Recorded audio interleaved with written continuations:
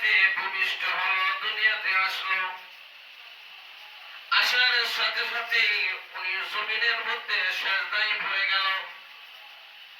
সেজদায় পড়ে বলতে লাগলো, সুবহানাল্লাহি ওয়া বিহামদিহি,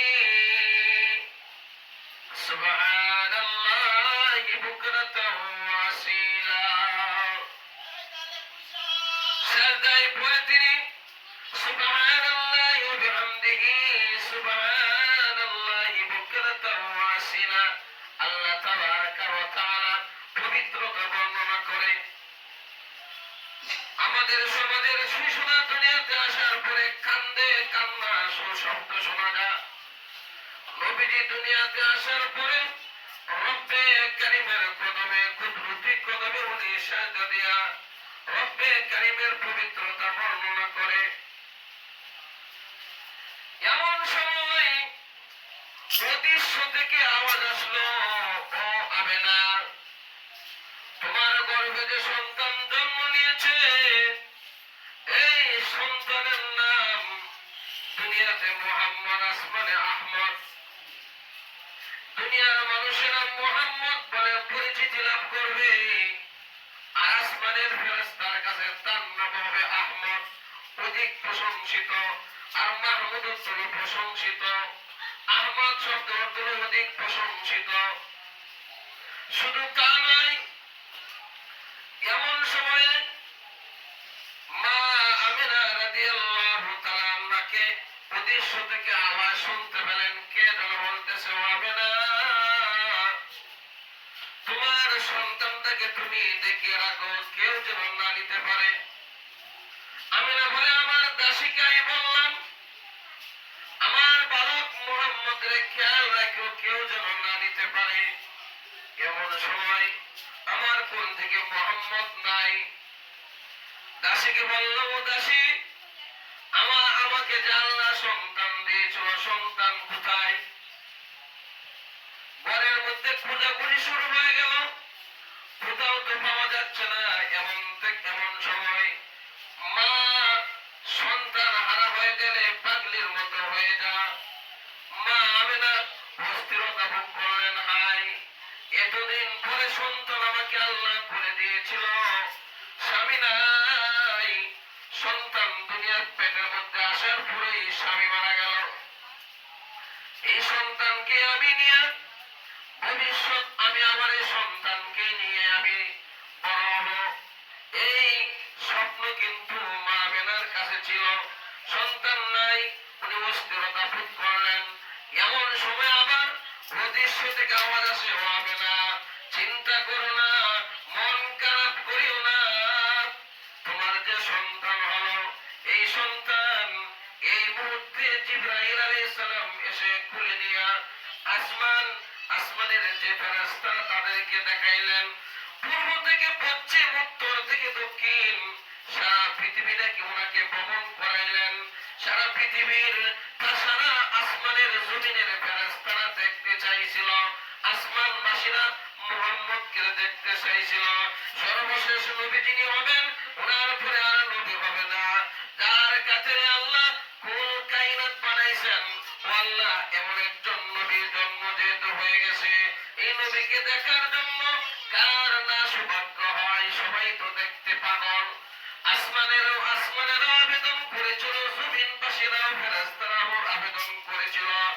আল্লাহ রাব্বুল আলামিন তাদের আবেদন মঞ্জুর করে সারা পৃথিবীটা ভ্রমণ করায়া আল্লাহ রাব্বুল আলামিন কিছুক্ষণের ভিতরে আবার তোমার কাছে তোমার সন্তান তোমার করে দিয়ে দিবে।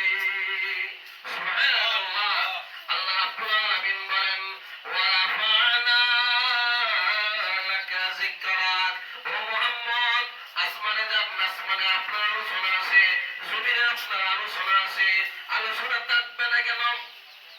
আল্লাহ রাব্বুল আলামিন বলেন, রব্বুল আলামিন, ও হাবিব, আমার নাম হলো, আল্লাহ বলেন আমার নাম হলো রব্বুল আলামিন, আর তোমার নাম হলো রাহমাতুল লিল আলামিন।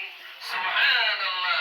কত মান মর্যাদা, কত শান শওকত আল্লাহ আমাদের নবীকে দিয়েছেন।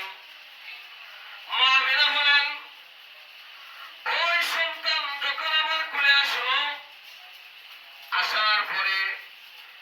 সময়ে আব্দুল মুত্তালিব বলে, ও বৌমা, সন্তানটা আমার কোলে একটু দিবানি? আমি খুলে নেই, কিন্তু এই অবস্থায় তো একজন পুরুষ, এই ঘরের ভিতরে তো এখন সাধারণ পুরুষ ঢোকার কথা না।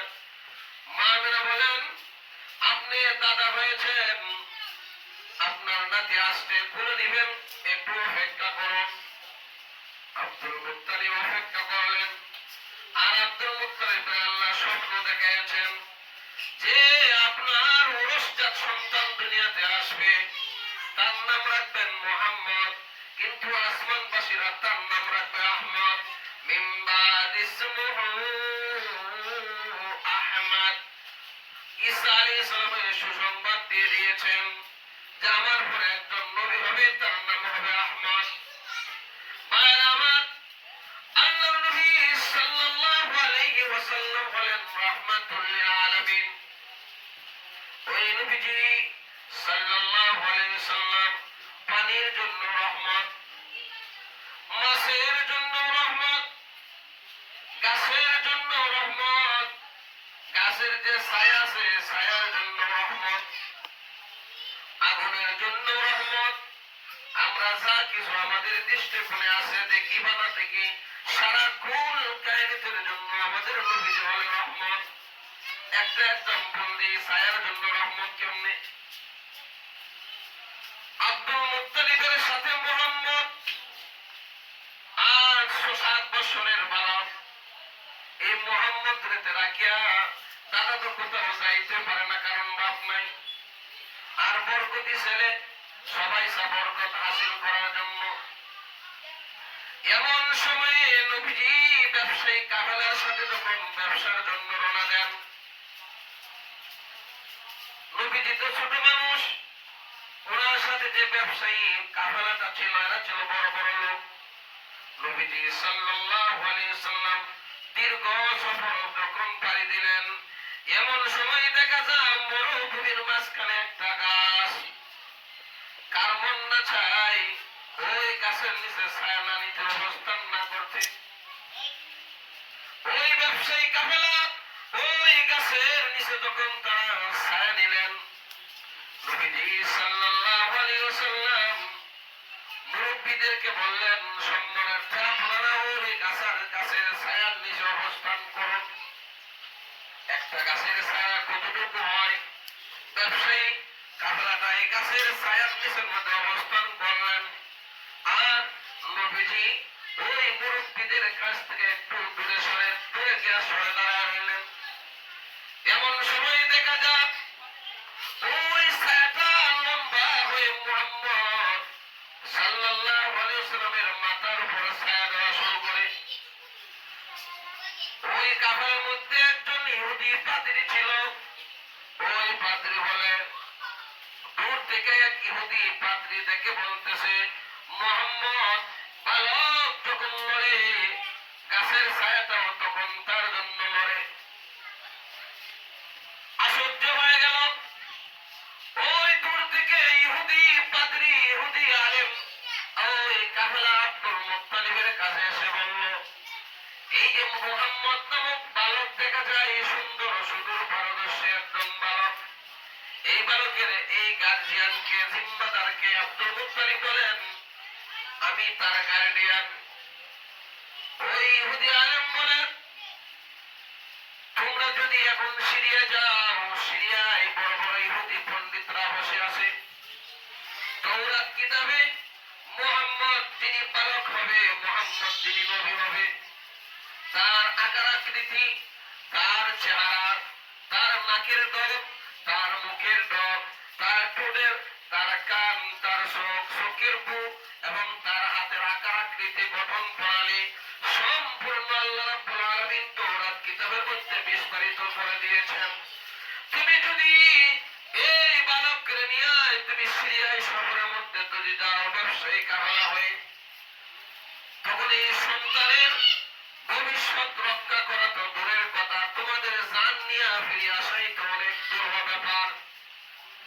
তোমরা যদি সন্তানের ভবিষ্যৎ ভালোই চাও, ওই সন্তানকে নিয়ে তোমরা তোমাদের দেশে ফিরে যাও। কারণ তওরাত কিতাব পড়ি আর মুহাম্মদের দিকে তাকায় দেখি তওরাতে যেভাবে বর্ণনা আছে মুহাম্মদের চেহারার মধ্যে আকার আকৃতির মধ্যে হুবহু মিলে গেছে। এই নবী হবেন সর্বশেষ নবী, সর্বশেষ নবী যিনি হবেন ইহুদিরা তার দুশমন হয়ে দাঁড়িয়ে আছে সর্বশেষ নবীকে হত্যা করার জন্য। এই জন্যই তোমরা চলে যাও, এই সন্তান অদূর ভবিষ্যতে রহমাতুল লিল আলামিন হবে, তাকে তোমরা নিয়ে তোমাদের বাড়িতে চলে যাও। আর যে মাল সামানাগুলো আছে সুলভ মূল্যে বিক্রি করে দাও, না হয় সস্তা হলেও বিক্রি করে তোমরা তোমাদের বাড়িতে চলে যাও। ইহুদি পাদ্রী সেও জানতে পারলো সর্বশেষ নবীর আগমনের বার্তা। আল্লাহর নবী সাল্লাল্লাহু আলাইহি ওয়াসাল্লাম এভাবে আস্তে আস্তে বড় হতে লাগলো। এই বলে আস্তে আস্তে বড় হতে লাগলো। এভাবে যখন বড় হলো নবীজি সাল্লাল্লাহু আলাইহি ওয়াসাল্লাম কুল কায়নাতের জন্য রহমত ছিল। সিরাতের কিতাবের মধ্যে পাওয়া যায় নবীজি সাল্লাল্লাহু আলাইহি ওয়াসাল্লাম পাহাড়ের জন্য রহমত। আল্লাহর নবী বলেন, আমি মসজিদে নববী থেকে বের হলাম, বের হওয়ার পরে আমি অন্য একটা রাস্তা দিয়ে আমি কোথায় যাব, এমন সময় আর একটা পাহাড় আমার সাথে কথা বলা শুরু করে দিল আর বলতে লাগলো, ও মুহাম্মদ, আপনি কেন ওই রাস্তা দিয়ে যাচ্ছেন? আপনার প্রেমে পাগল করা ওই আমার পিছনে উহুদ পাহাড়টা দাঁড়িয়ে আছে। এই উহুদ পাহাড় আপনাকে দেখার জন্য দেখেন হাউ মাউ করে কান্না শুরু করে দিল। আল্লাহর নবী রাস্তা গতি ঘুরে দিলেন, ঘুরে দিয়া উহুদ পাহাড়ের কাছে দিয়া উনি আবার যাত্রা শুরু করলেন। আল্লাহর নবী সাল্লাল্লাহু আলাইহি ওয়াসাল্লাম সাহাবাদেরকে বললেন, ও আমার সাথীরা শোনো, ওই যে দেখা যাচ্ছে উহুদ পাহাড়, এই উহুদ পাহাড় ইহুব্বিনি ইহুব্বুনি ওয়া ইউহিব্বুহু, ওই পাহাড় আমাকে ভালোবাসে আর আমি মুহাম্মদ ওই পাহাড়কে আমি ভালোবাসি। এবার চিন্তা করে দেখুন, উহুদ পাহাড় নবীজিকে ভালোবাসে আর নবীজিও উহুদ পাহাড়কে ভালোবাসে। আল্লাহর নবী মদিনাতে 10 বছর ছিলেন। ওই 10 বছরের ভিতরে এমন কোনদিন নাই যেই দিন একবার হলে উহুদ পাহাড়ের কাছে যান নাই। কারণ উহুদ পাহাড় ছোট বাচ্চার মতন কান্না করত, ছোট ছোট বালকদের মতন কান্না করত যদি নবীজিকে না দেখতো। চিন্তা করুন, পাহাড়েও কান্দে, পাহাড়েও কাঁদে, সেই কন্দন নবীজির পবিত্র কান মোবারক দ্বারা শুনেছেন। এমন ঘটনা কেমনে সম্ভব হয়? মানুষ যখন রাস্তা দিয়ে হেঁটে যা, গভীর জঙ্গল থেকে আওয়াজ আসে মুগরির বাচ্চার মতন, হয়নি? কোন বাচ্চা তো হয় না, এরকম হয় কিনা? জঙ্গলের ভিতর থেকে আওয়াজ শোনা যায়, ছাগলের বাচ্চা রাখতেছে, লাইট ধরে দেখি ছাগল নাই, বাচ্চাও নাই, মুরগির বাচ্চা বোঝা যায় পিছন দিক থেকে ডাকতেছে, আওয়াজ নাই, দেখা যায় না। এরকম অনেক সময় জিন্নতের এরকম মানুষের ভয় দেখা। এটা যদি না দেখার পরেও যদি আপনার কানে আওয়াজ আসে, মুরগির বাচ্চার আওয়াজ শোনা যায়, কিন্তু জঙ্গলে মুরগির বাচ্চা নাই, জঙ্গলে মুরগির বাচ্চা থাকতো জীবনে শুনছে। আমার মামা এখনো আছে, উনি বলছেন রাত্রে 11 বাজে বাজার থেকে অনেকক্ষণ দেরি হয়ে গেল, আমি যখন রাস্তা দিয়ে যাই তখন আমি শুনি আমার সামনে দেয়া মুরগির বাচ্চা সৌ সৌ শব্দ হয় আর যাইতেছে সামনে দেয়া, হাঁটতেছে, দৌড়তেছে, মানে আমাকে ভয় দেখাইতেছে। আমি যদি ভয় পেয়ে যেতাম তো অবস্থা খারাপ হয়ে যেত। কিন্তু দেখা যায় না, মানে আমি লাইট মারি, বাচ্চা নাই, পিছনে তাকাই নাই, কে তোমার পিছনে থেকে আমার ডাকতেছে এদিকে আসো, লাইট ধরে দেখে কেউ নাই। আমার এক্সাম্পল হলো, এইগুলি যদি দুনিয়াতে যদি জিনিস দেখা যায় না, কিন্তু কি করা যায়, আওয়াজ শোনা যায়। তো নবীজি সাল্লাল্লাহু আলাইহি ওয়াসাল্লাম রাহমাতুল লিল আলামিন, উনি সারা পৃথিবীর জন্য রহমত। এই উহুদ পাহাড় নবীজির প্রেমে এত পাগল করা, উহুদ পাহাড়ের নবীজিকে না দেখলে উনি উহুদ পাহাড় কাঁদতো আল্লাহর কাছে। তখন আল্লাহর মহব্বত কি কতটুকু, নবীজিও উহুদ পাহাড়ের মহব্বত নবীজির ভিতরেও আছে। দুজনের মধ্যে আশিক মাসুকের সম্পর্ক হয়ে গেল, দুজনকে সাক্ষাৎ করতে উহুদ পাহাড়ের কাছে। হাজী সাহেবরা যারা হজ করেছে, মা আমিনা রাদিয়াল্লাহু তাআলা আনহা বলেন, আমার শিশু বালক মুহাম্মদ যখন দুনিয়াতে ভূমিষ্ঠ হলো, দুনিয়াতে আসলো, আসার সাথে সাথে উনি জমিনের মধ্যে